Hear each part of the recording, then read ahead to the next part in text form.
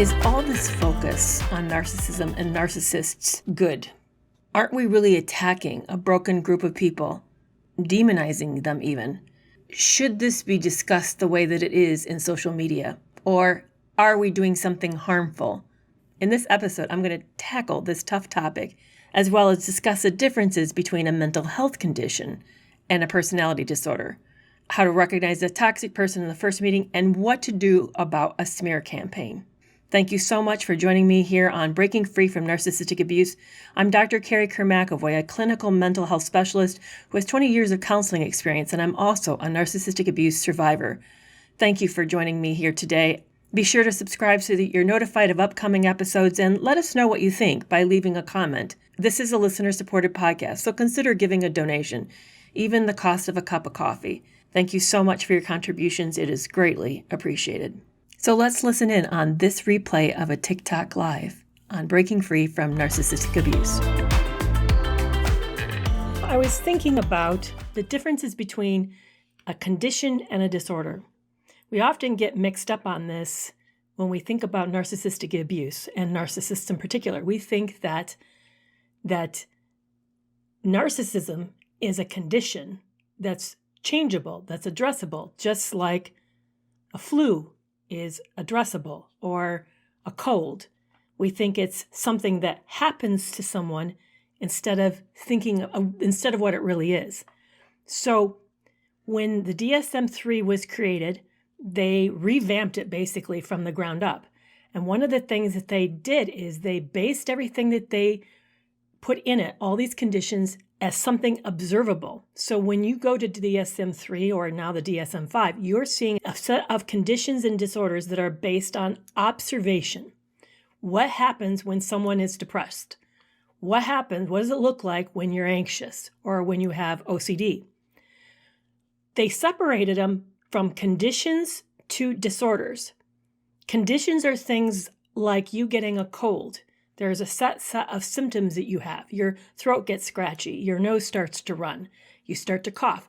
That's a condition. It's not a normal state for you. Something happens that takes over, in a way, is how it feels to me. Takes over and gives you a group of symptoms, of signs, things that you can see that says to you you're having a problem.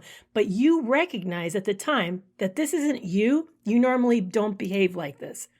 That's what a condition is. Now, personality disorders are considered disorders, and disorders are not the same as conditions. Yes, we get kind of lazy and we use the word disorder as if it is a condition, but it really isn't. A disorder is what happens when you are being you and it doesn't go well. So, for example, that might be, say that you don't show up at work consistently. You have a habit of not prioritizing your commitment to your job. Or say you don't finish things. You get very distractible and you move from thing to thing.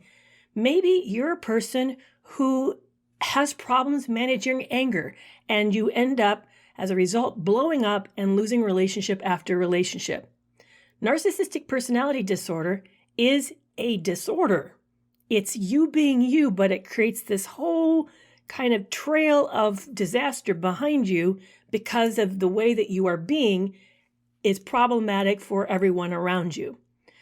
That's where we get messed up. When we as victims think that this is a condition and not a disorder, we think then it can be fixed, just like we can treat a cold, or worse, or even maybe a better example, we can treat diabetes or heart disease. We do things differently. We go get exercise. We eat a different diet. We go see the doctor. We take our medication and we get better from heart disease or whatever it is.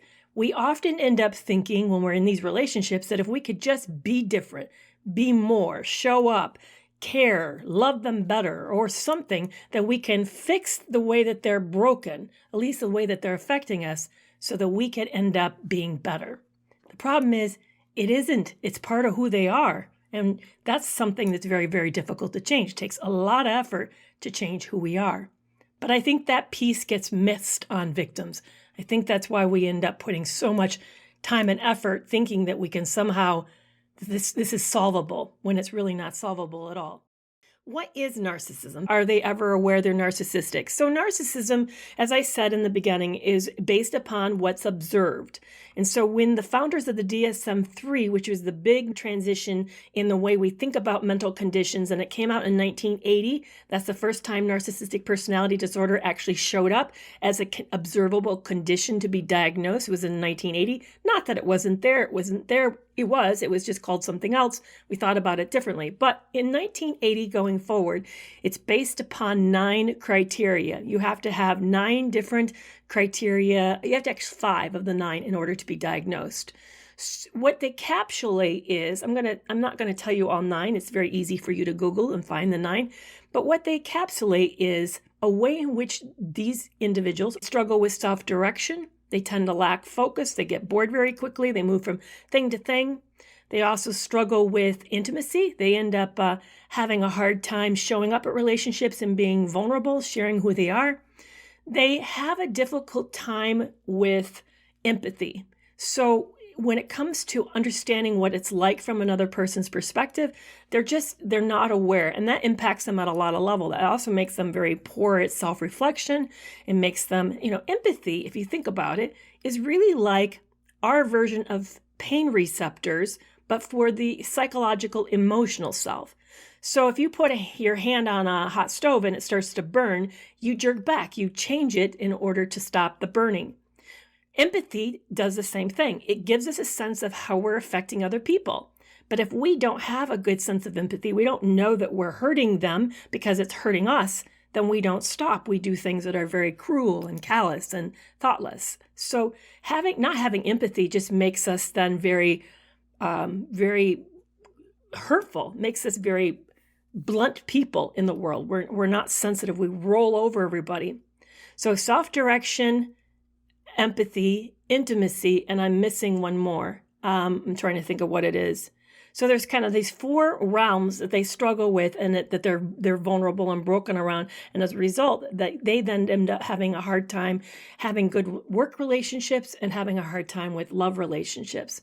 And the other part with them is because of the fragile ego, they're very deceptive. They feel if you knew who they really were, then you wouldn't like them, that you would reject them. So as a result, they don't show up as themselves. They've learned to mask themselves, mimic other people, and parrot other people. So you don't really get a experience of this person as a person. You get experience of how they think you want them to show up in order for them to sort of insulate themselves from rejection. It's very sad. But what's hard is because all of this brokenness results in them in being very hurtful. They're very often callous, cruel, and then they leave this swath of broken relationships behind them. So do they know that they're narcissistic? Well, it takes self-reflection for you to know that you're messing up everything. They have to see it some way. So those that I know who've gotten help come in for therapy, usually there's been some big crisis moment in their life that made them think, this is not working out. I'm actually hurting.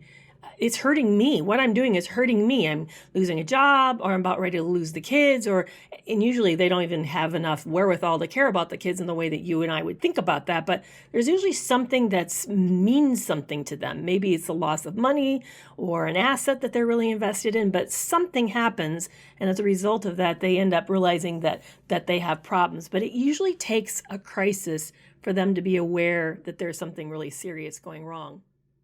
So one thing we often don't recognize is that a problem of narcissism isn't just with our love relationships. It also happens in our work relationships and our neighbors. So I see Sarah Jane was struggling with a neighbor who's a narcissist that she befriended, and now she no longer wishes she ever had done that. What I'd recommend, Sarah Jane, is that you're taking stock of your relationships like that, and you think you got into one that's over your head, it's not working out for you. I know it's a neighbor, which means you can't not see this person down the road. I get that, but I would recommend that you still go limited contact. I know it's called yellow contact instead of no contact. Maybe you go, careful, you back up, you get more nonchalant, you become less available. I recommend that you kind of back out slowly, and maybe with that detachment, they become disinterested. But we need to be watching for this at all levels. It's not just in our love relationships this is a problem. Saying that she's been spreading rumors about you. Yeah, that's what they do. We call that the smear campaign. They do that as a way to control you, as a way to often to leverage you in some way to get you back to do what they want you to do. That's very common. And then now it's affecting your job and your social status. Oh, I'm so sorry. That sounds very, very tough. So what do we do about that? There's not a lot. Here's the thing I told you narcissists are good at boxing us in, making it really hurt. They usually can anticipate how we're going to react, so they've already preset whoever's they're speaking to for the way we may react. They may have warned that you're going to say or do certain things, and so when you do them, you've affirmed that what they're saying is real because you've confirmed by predicting your behavior. Does that make sense what I'm saying? They'll say, she always says this one thing and she says it about me a lot. And then when you go and you say it to these people, because it may be true, they'll say, yep, well, I was warned about this. This person fits exactly the bill that I was just told to watch out for. So I would be very, very aware that that's possibly happened in your case, or certainly happens for those of us who've been in an intimate relationship with narcissists. So I have hard advice for you. And any of you who are familiar with my channel or my YouTube, who's familiar with my TikTok know that this about me. What I would recommend what you do about the smear campaign happening, and this is for all of us, whether you're leaving a toxic relationship or you're having this happen with a neighbor or a coworker, you're not going to be able to control what people say about you. You cannot control that. You also cannot control what people do with what they hear, what they believe. To me, it says something about the people who believe it. It says that these are people who may not be who I thought they were, and certainly don't know me as well as I hoped they would know me. Because anyone who knows me would know these things, or takes the time to know me, or has the maturity to see that there's always two sides to things, would take the time to hear more of my side. So I don't know how to stop it affecting your job, but I am really sorry that this is happening.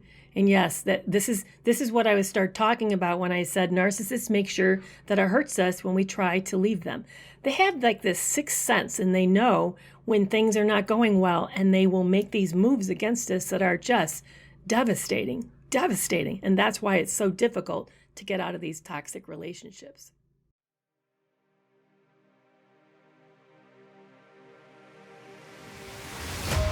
I had never felt more alone during the years that I'd spent in the abusive relationship. Shame and fear cut me off from the rest of the world and made it difficult to share what was going on. Are you going through something similar? If so, then you're going to want to read my book, Love You More, The Harrowing Tales of Lies, Sex Addiction, and Double Cross. It's a true story of what happened to me. You'll discover that you're not alone, and that you'll find out also what it took for me to finally escape. You can buy the book at all the major online stores, or buy it directly from me and get a discount. For info on where to get your copy, please see the link in my bio.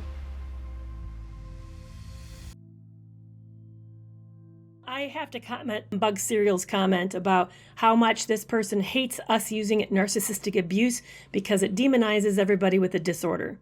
Well, to me, this is sort of a Chinese puzzle situation. If you read a definition by Dr. Kristen Milstead in Psych Central, which I often refer to, it's an amazing. So if you did a Google search, Psych Central, Dr. Kristen Milstead, definition of narcissistic abuse, she does this amazing layout of what it is. I really love it. It's awful. And most narcissists, almost all of them that I know who qualify for a narcissistic personality disorder, behave this way. It's the way that they treat, it's the nature of the disorder. It's the nature. You can't have the disorder unless you're doing these things. They are part and parcel. Does it demonize those who have narcissistic personality disorder? Yeah, I guess it probably does. It probably is very hurtful. But then you have a choice. If you discovered you have this condition and you're leaving this wake of destruction behind you in broken relationships, broken hearts, broken trust, then isn't on you to do something about it instead of telling the rest of the world to please stop referring to it as abusive. It is abusive. Shouldn't you stop the abuse? To stop being demonized is then to behave differently. we're using words that describe how we're being treated. It's hurtful, it's abusive, it's evil to those of us this happens to. To have someone, use my story, to have someone get into the relationship after they know I've been widowed, after a long marriage, and I'm brokenhearted, I'm still brokenhearted, to get into a relationship while they're seeing other people and yet insist on monogamy from me, make me think that I'm in a monogamous relationship, allow me to then get married, believing all of this is true, knowing that they hope to be able to be added to my assets in order to take advantage of me. Is that not evil? It is. It is evil. What Sarah Jane was explaining about what's happening to her at her job, is that not evil? Yeah, it is. Why do we need to tear down and destroy another person's position, livelihood, and standing in the community just because there's a possible loss of this relationship? All of us need to learn to do better when it comes to how we act in relationships. All of us. We need to become kinder, more sensitive. We need to treat each other better. We need to be less abusive and assaultive. So, to me, if you discover that you are hurting people and that maybe you have too many narcissistic traits, I see that as on you to do something about it, not on me to not call it what it is. I know we've gotten into this very careful society about how we try not to step on each other's toes, but there's a whole group of people. Everyone around you is being stepped on by the behavior. Stop stepping on us. We'll stop calling it that. That to me, it's the Chinese puzzle is, it's one of these both poles things. You want it to be different than be different. So Dilly Queen asks, any tips on relearning what a healthy amount of feelings is to share with people after narcissistic abuse? Yes, isn't that sad we even have to ask this question? I just find this very, ironic, and I've had people come back and say, really, I have to be aware that if I meet a toxic person, they're creating a mask in the moment because they're hearing who I am and they're now making themselves into who I want them to be. By the way, I'll have to find it. I saw a YouTube video yesterday on a sociopath, an admitted sociopath who said he limits his contact with other people because he can't stop from doing this. He knows that he has this goal of making you like him and showing up the way that you want so that he can find a chink in your armor to attack you. He says this. Isn't that wild? So we have to be aware of people who are actually doing this in order to protect ourselves. So how do we do it? How do you even develop a relationship after post-narcissistic abuse and not be scared this person's going to be abusive? What I have found that really helps is I have had to learn to really tune in and trust my gut. I've had to figure out what warnings I get when I'm sitting with someone who's more narcissistic. They tend to trigger me in some ways. And probably, Dilly Queen, you find that they trigger you in certain ways. Like maybe you feel an excessive need to seek their approval. I'm just throwing things out. I'm not saying that's true. Maybe for me, one of the things I'm aware is I'm suddenly insecure. I'm suddenly aware of everything about my dress or my hair or my makeup that's not perfect. And I start to feel very self-conscious. So when I feel excessively self-conscious, I say to myself, is it possible that I'm with someone who's narcissistic? I'm not saying they are. I'm just asking. I start to ask. But pay attention to how they make you feel because you're reacting. We all do. We all react to each other all the time. We're in this reciprocal emotional feedback loop with each other, informing each other and then shaping how we show up and shaping even how we feel about ourselves in the process. So as you pay attention to that, it will really help you to begin to identify who's actually not safe.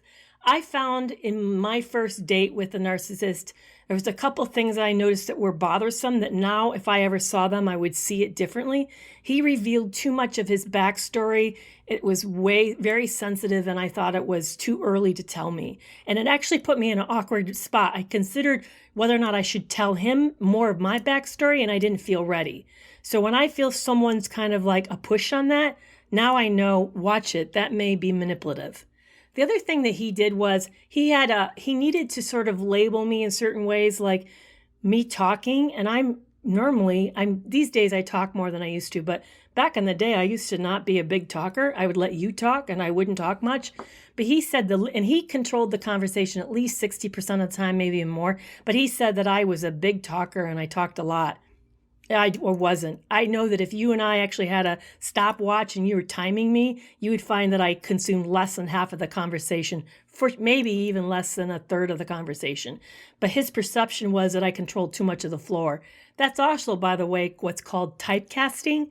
It's a way of getting us to behave in a different way. So it's sort of like it's a warning so that you don't want to hear that, so you'll be different. Somebody says, I'm harming people with cluster B personality disorders. I'm actively harming them. Yeah, well, I don't think I'm actually challenging them to get better. That's what I'm challenging them. Because here, let me follow the logic out, because I think this is fascinating logic. Let's take it for a moment. If we stop warning people and stop talking about bad behavior and some people who are doing things they shouldn't be doing, what are we actually saying? So we're going to ignore that and allow people to be hurt, okay? And because we're going to harm a group who's harming people. So we're going to take care of that group's feelings, despite the fact that they're doing devastation. But meanwhile, they're harming many, many, many people because of this. But their feelings matter more than everybody they're harming. What? That doesn't work. That's not the economy I live in. My feelings matter as much as your feelings, right? My feelings matter as much as my ex feelings, right? He shouldn't have done what he did, right? That was wrong, right? Well, all this you're seeing here, all this pouring out of pain is wrong. But we're going to make sure that their feelings aren't hurt by not talking about it because it's uncomfortable or makes you feel bad, even though you're feeling bad because of a disorder that you have because you're doing things that are harmful. See, it just doesn't make sense. I'm sorry. I get where you're at. I don't want you to feel bad. So my solution, I think, is a better solution. Change. Yeah, you're going to tell me, well, it's very hard to change. I know it's hard to change. Get into therapy. Hold yourself accountable. Find accountability partner. When you start to feel the temptation, do something that's hurtful, like discarding, like faking, future faking, like hoovering, like be sarcastic and contempt and stonewalling, like lying. Stop. Don't do those things. Stop. That's the solution. There's so many myths about narcissistic abuse. It's really great when we can educate and help more people, because I just heard Sandra Brown speak on a seminar, and she wrote the book Women Who Love Psychopaths. She's done 30 years worth of research in narcissistic abuse, although she doesn't call it that. She calls it pathological love relationships. But in this seminar, she said there are millions and millions of victims, not thousands, millions of victims. And when I think about the numbers, it makes sense to me, because if you take every narcissist and you think of everybody that they touch in their lives, and then you think about the number of relationships they burn through because they're destructive, which is going to be higher than the average person's number of relationships, that's a lot of people, especially if approximately 7% of the population is narcissistic. It's a whole lot of people. Jawa Bean says she's starting to save $200 a week to get out. I'm so excited for you. It is hard work. I think that's one thing that I have found. I would be curious if that's the same for you, Jawa. I have found that it's very hard to have people understand how difficult it is to leave.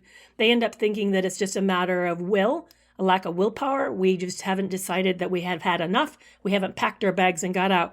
What people don't understand about narcissists in particular is that they have a paranoid worldview. They really believe that it's us against them, and everybody is included in the us, even those that they love. So even though you've maybe married them or have children with them, you're still a part of the them. They see you as opposing them and therefore as dangerous. And as a result, they lock up control around everything. They'll control the finances. They'll control your bank account. They'll even control your time. They certainly control the kid. They'll just everything they can that's important to you. And they seem to have like a sixth sense when it comes to figuring out what's important to you. They will really manage the things that are most important to you and make it difficult. And then they do this other thing that people really don't understand either, which frustrates me because it's just, they make it way too simple. Narcissists and other toxic people make sure that it will hurt when you leave. They don't want you leaving. They want, remember, it's all about control. They want you under their control. So they're going to make sure that if you leave, it will cost you something so valuable, something so much a part of who you are, the integrity of who you are as a person, that you can't bear to lose it. And that way they keep you from leaving. It makes sense when you think about it. If you're a person who's afraid of failure, you're afraid of loss of control, you don't want any exposure, what are you going to do to manage that? Well, you're going to make it sure that no one leaves you unless it's on your terms, So that's why they make it very, very difficult. It will cost any of us who've been in these relationships, it will cost us something very huge in order to leave. And sometimes for some of us, what it will cost us is so large, we're not for sure we can afford it. And we're not for sure as a result we can get out. So that's why it's so super hard to get out. So I want to celebrate for you saving $200. That is awesome. That is awesome, because way to go to get a start of getting out. It's amazing. Thank you so much for joining me on this episode of Breaking Free from Narcissistic Abuse.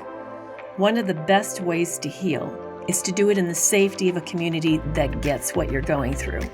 Too often, we've been isolated due to the toxicity of the last relationship, and our friendships have suffered.